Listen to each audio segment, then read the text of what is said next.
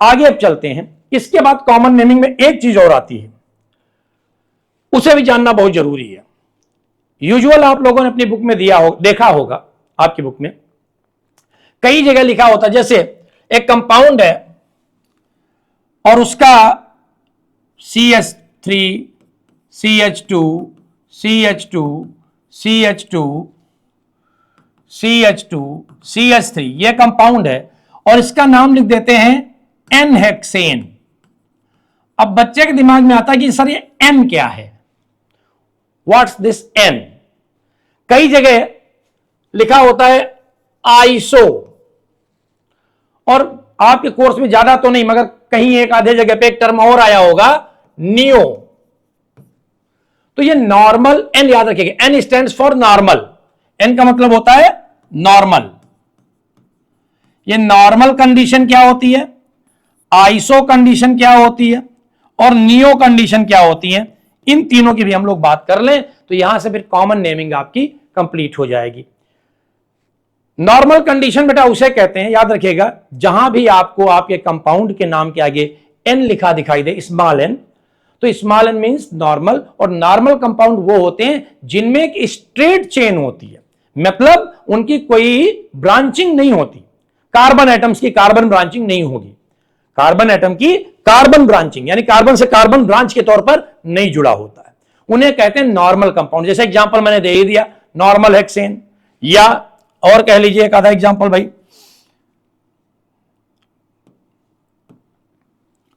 CH3 CH2 CH2 CH3 normal butane. याद रखिए तीन कार्बन तक तो बेटा जो चेन बनेगी वो स्ट्रेट चेन ही होती है। 3 कार्बन तक कार्बन की कार्बन ब्रांचिंग नहीं हो सकती, वो जैसे भी लिखोगे वो स्ट्रेट चेन ही मानी जाएगी। तो इसीलिए सबसे छोटा जो नॉर्मल कंपाउंड होता है नॉर्मल ब्यूटेन, फिर 5 होंगे तो नॉर्मल पेंटेन, 6 होंगे तो नॉर्मल हेक्सेन। अब आइसो कंडीशन क्या होती है, इसको लिख देता हूं शॉर्ट में, straight chain having no branch, branch नहीं होती। आइसो कंपाउंड जो होता है बेटा, आइसो कंपाउंड में यह होता है कि 1CH3 ग्रुप यानी मेथाइल ग्रुप, अभी बताया मैंने, और functional group,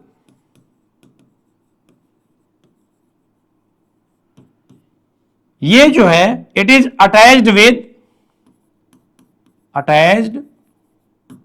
with second carbon.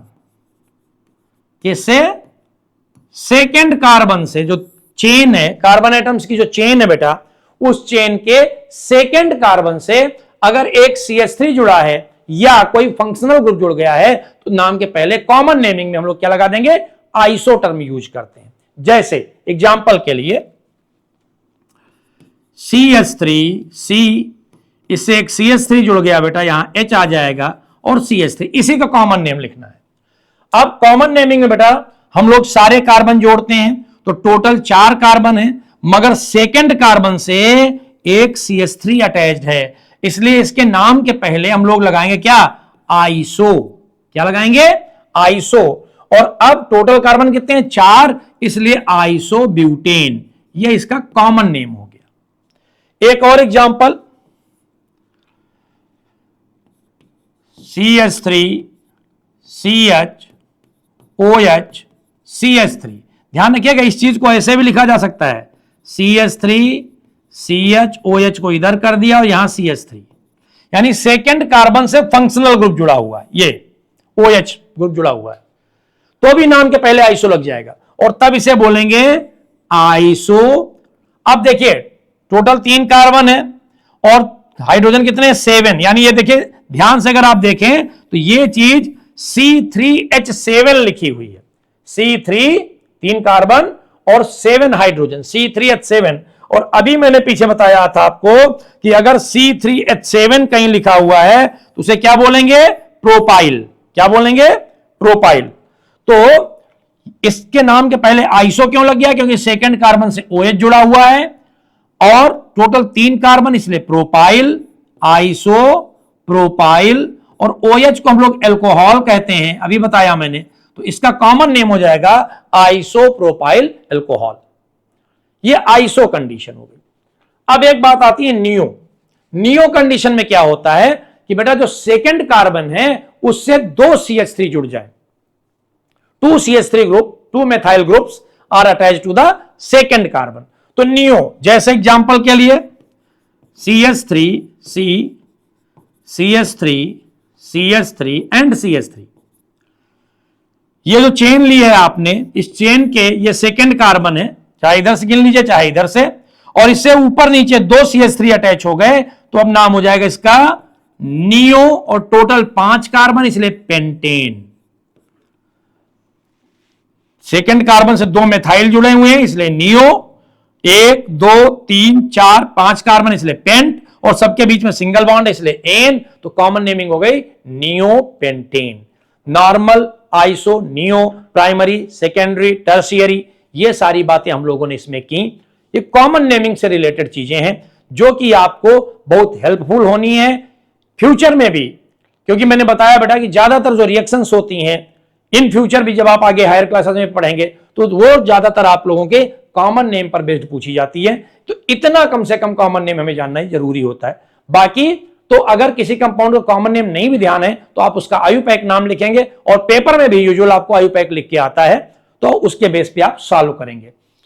बाकी कॉमन नेमिंग बेटा जो दी गई, इसकी कहानी मैंने लास्ट टर्न पे भी आप लोगों को बताई थी कि कॉमन नेमिंग देने के पीछे वही जो मैंने अभी थोड़ी देर पहले बताया कि घर में भाई कोई बच्चा, उसका कैसा नेचर है उसके बेस पे उसका नाम दे दिया जाता है कॉमन नेम में। वैसे ही मीथेन का कॉमन नेम क्या था? Marsh gas. Marsh means mud, कीचड़, तो ज्यादातर यह चीज कीचड़ दलदले एरिया में पाई जाती थी गैस, इसीलिए मार्श गैस कहा गया। यहां तक कि formic acid, formic word Formica से बना, फॉर्मिका मींस रेड एंट, जो लाल वाली चींटी होती है, काट लेती है, बड़ा मजा आता है भाई। कभी अगर आप लोग किसी बाग में गए हो, आम के और जामुन के पेड़ में बहुत पाई जाती हैं वो वाली चींटियां, बहुत होती हैं, और काटने के बाद बहुत तेज आपको जलन जैसी होती है, क्योंकि उन चींटियों में ये एसिड होता है। तो फॉर्मिका नाम से उस एसिड का नाम दे दिया गया फॉर्मिक एसिड। एसिटम वर्ड से एक वर्ड बना दिया गया एसिटिक। एसिटम का मतलब होता है विनेगर, सिरका, चाउमीन में डाल के और तमाम चीजों में खाते होंगे आप लोग।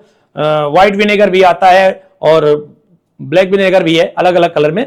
तो विनेगर को लैटिन लैंग्वेज में हम लोग एसिटम बोलते हैं, इसीलिए उसका नाम पड़ गया एसिटिक एसिड।